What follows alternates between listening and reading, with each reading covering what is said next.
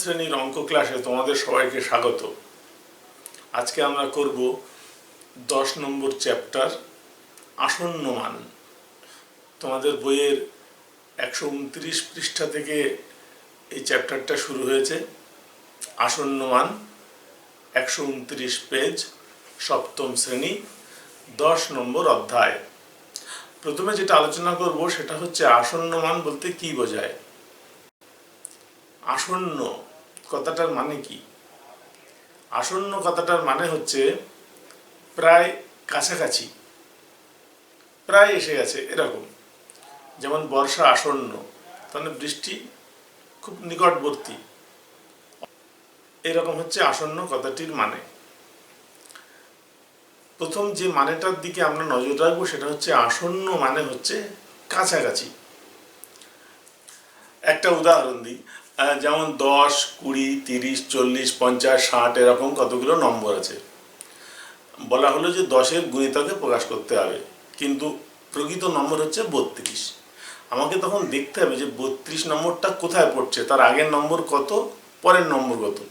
32-এর আগের নম্বর 10-এর গুণিতকে যেটা আছে সেটা হচ্ছে 30, আর পরের নম্বর হচ্ছে 40। আমাকে এখন দেখতে হবে যে 32টা কোন নম্বরের কাছাকাছি, 30-এর কাছাকাছি না 40-এর কাছাকাছি। যদি 30-এর কাছাকাছি হয় তাহলে ওটাকে 30 লিখবো, আসন্ন মান 30। যদি 32 না হয় 37 হতো, তখন আমরা সেটাকে 40-এর কাছাকাছি মনে করে ওটাকে 40 লিখতাম। আসন্ন মান হচ্ছে এরকমই বিষয়, কাছাকাছি কোথায়।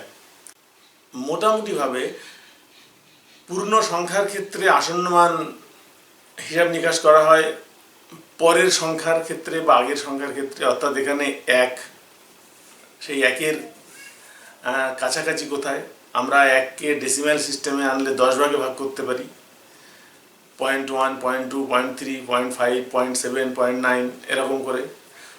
তখন আমাদেরকে দেখতে হবে যে সেটা কার কাছাকাছি আছে, কোন সংখ্যাটার কাছাকাছি আছে, আগের সংখ্যার না পরের সংখ্যার। তেমনি মাস, ঘন্টার ক্ষেত্রে আবার নিয়মটা অন্যরকম। আমরা এই ভিডিওতে মোটামুটিভাবে পূর্ণ সংখ্যা, দশমিক সংখ্যা এগুলো নিয়ে আলোচনা করব।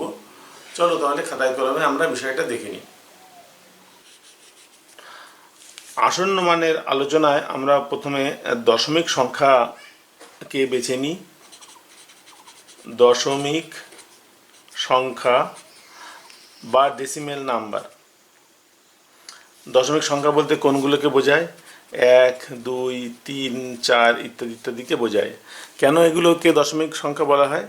কারণ এই সংখ্যার মূল বা বেজ হচ্ছে 10টি সংখ্যা। 0, 1, 2, 3, 4, 5, 6, 7, 8, 9 এগুলো হচ্ছে দশমিক সংখ্যার মূল বেজ বা রেডিক্স। যেহেতু এই সংখ্যা 10টি, মূল সংখ্যা 10টি, সেই জন্য এটা হচ্ছে দশমিক সংখ্যা। আচ্ছা, এবার নিয়মটা কি দশমিক সংখ্যার আসন্ন মান বার করার? আমরা একটি উদাহরণ নিই, 54.704। পূর্ণ সংখ্যার আসন্ন মানের নিয়ম কি? পূর্ণ সংখ্যার ক্ষেত্রে আমরা দশমিকের আগে যে সংখ্যাগুলো আছে সেগুলোকেই পূর্ণ সংখ্যা বলবো। এখানে 54.704 লিখেছি, দশমিকের আগে আছে 54, সুতরাং এই 54টা হচ্ছে পূর্ণ সংখ্যা। আমাদের এই পূর্ণ সংখ্যা আসন্ন মান বার করতে হবে। আমরা দেখব যে ঘরের বা যে স্থান পর্যন্ত আসন্ন মান বার করতে বলবে আমরা তার পরের ঘরটা দেখব। তাহলে 54 এর পরের ঘর কত? 7, এটাকে বিবেচনা করব। আমরা এটা লিখব না পয়েন্টের পরের সংখ্যাটা, কিন্তু এটাকে বিবেচনা করতে হবে। ধরা যাক একটি সংখ্যা আছে 34.2619, বলল দশমিকের পরে 2 ঘর পর্যন্ত আসন্ন মান। তার মানে দশমিকের পরে 2 ঘর পর্যন্ত আমরা নেব, কিন্তু বিবেচনা করব তার পরের ঘরটি, অর্থাৎ 3 নম্বর ঘরটি। তাহলে নিয়মটা হলো এটাই, যে ঘরের আসন্ন মান বার করতে বলবে আমরা তার পরের ঘরটিকে দেখব, এবং দেখব বিবেচনা করে যে সেই ঘরের মান 5 বা তার বেশি কিনা, সেই ঘরের মান 5 বা তার বেশি কিনা। যদি 5 বা তার বেশি হয় তাহলে আগের সংখ্যার সঙ্গে 1 যোগ করব। কি বললাম? প্রথম নিয়মটা বললাম, যে ঘরের আসন্ন মান বার করতে বলবে আমরা তার পরের ঘরটা দেখব। 2 নম্বর নিয়ম বললাম, যে ঘরের আসন্ন মান বার করতে বলবে আমরা তার পরের ঘরটি দেখব এবং সেই ঘরটির মান 5 বা তার বেশি কিনা।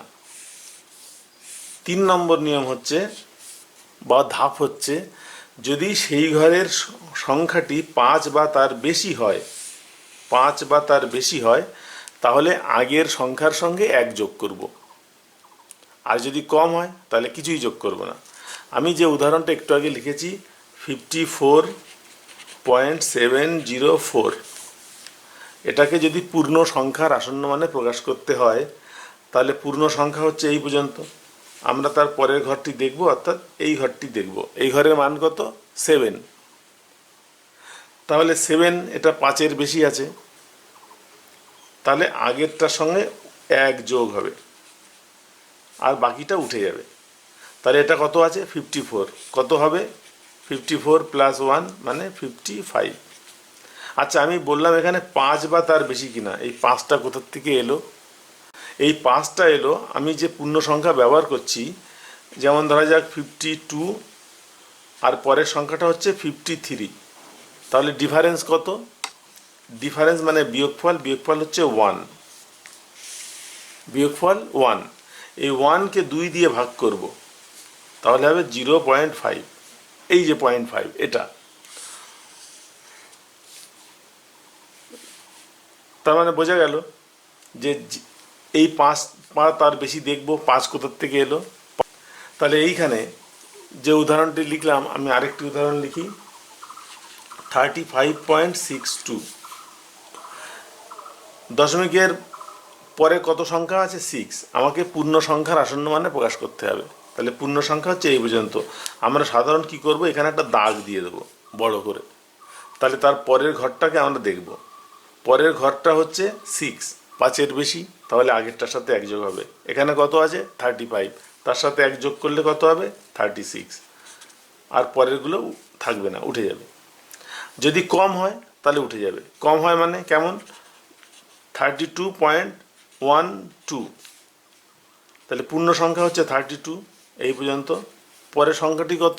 5-এর কম, তাহলে এটা আর হবে না, এটা বাদ। তাহলে উত্তর হবে 32।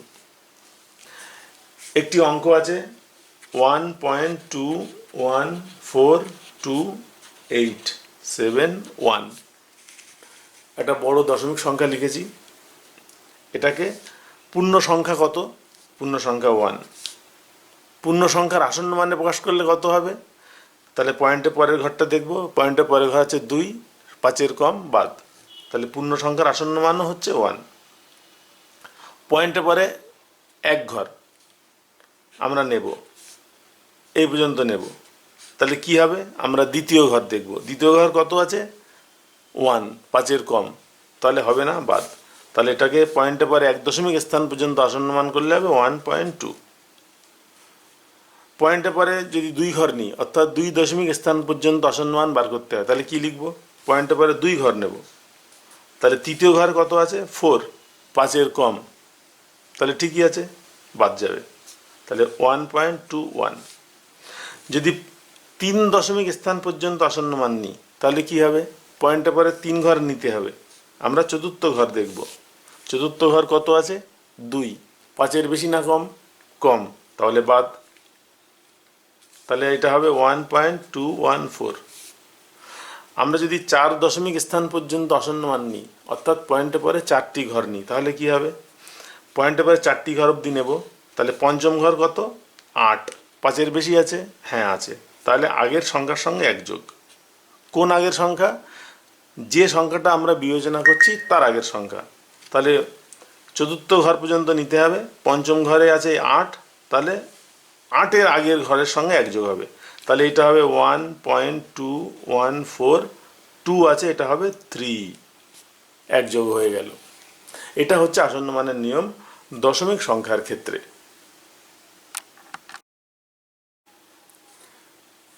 বিষয়টি কি ভালোভাবে বোঝা গেল?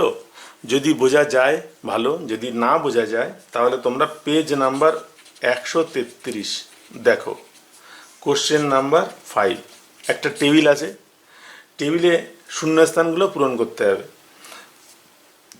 অনেকগুলো ঘর আছে, প্রথম ঘরটি সংখ্যা বইতে দেখো, দ্বিতীয় ঘর আছে দশমিকের আগে পূর্ণ সংখ্যা, তৃতীয় ঘর আছে দশমিকের আগে পূর্ণ সংখ্যায় আসন্ন মান, চতুর্থ ঘর আছে এক দশমিক স্থান পর্যন্ত, পঞ্চম ঘরে আছে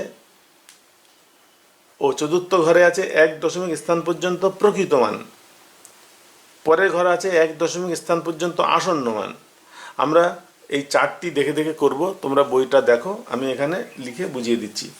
প্রথম সংখ্যা যেটি আছে সেটি হচ্ছে 54.7049। দ্বিতীয় ঘরে আছে দশমিকের আগে পূর্ণ সংখ্যা, এটা করে দেওয়া আছে, পূর্ণ সংখ্যা হচ্ছে 54 লেখা আছে। পরের ঘরে আছে দশমিকের আগে পূর্ণ সংখ্যায় আসন্ন মান, তাই দশমিকের আগে পূর্ণ সংখ্যায় আসন্ন মান, এটা কত? 54। তাহলে আমরা পরের ঘরটা দেখব, পরের ঘর কত আছে? 0.7, 5-এর বেশি, তাহলে আগেরটার সাথে এক যোগ হবে, তাহলে এই ঘরের মানটা হবে 55, দেখো তাই লেখা আছে। তারপরে ঘরটি আছে তারপরে ঘরে লেখা আছে সংখ্যাটির এক দশমিক স্থান পর্যন্ত প্রকৃত মান। প্রকৃত মান কত? খাতায় কত লেখা আছে? 54.7, তাহলে এটাই প্রকৃত মান।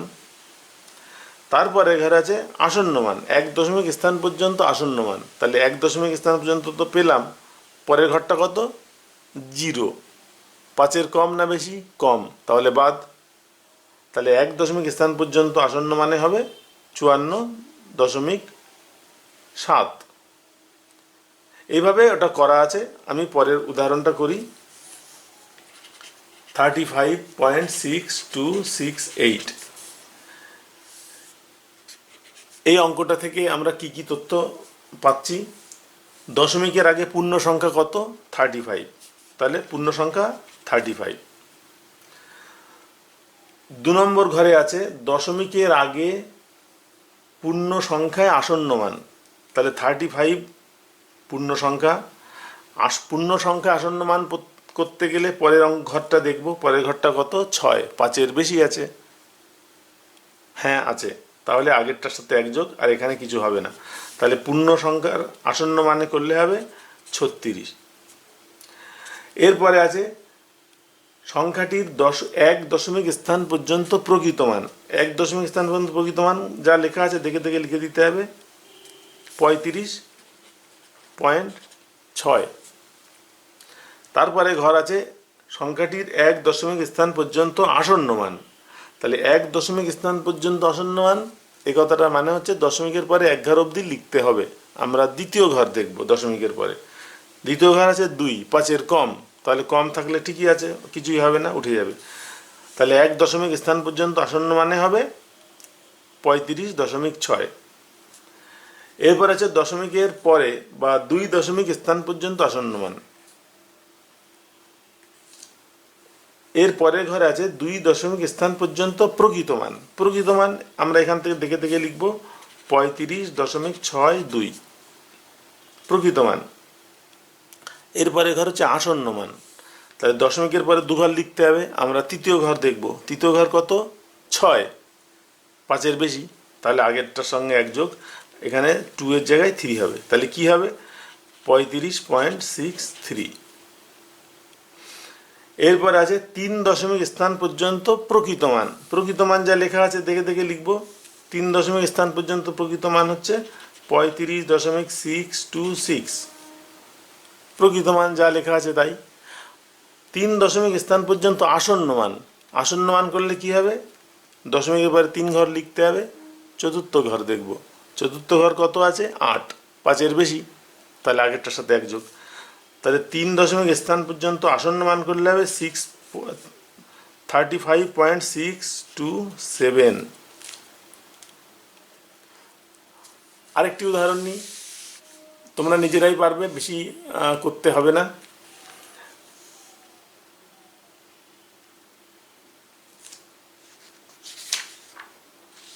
মনে করো 2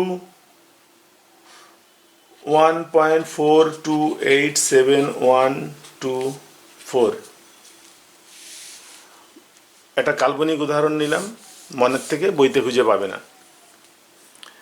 এই সংখ্যাটির দশমিকের আগে পূর্ণ সংখ্যা কত? পূর্ণ সংখ্যা 21। দশমিকের আগে পূর্ণ সংখ্যা 21। এবার পূর্ণ সংখ্যায় আসন্ন মান, দশমিকের আগে পূর্ণ সংখ্যায় আসন্ন মান। দশমিকের আগে কত আছে? 21। দশমিকের পরে কত আছে? 4। 5-এর কম, তাহলে বাদ। তাহলে দশমিকের আগে পূর্ণ সংখ্যায় আসন্ন মান করলেও হবে 21।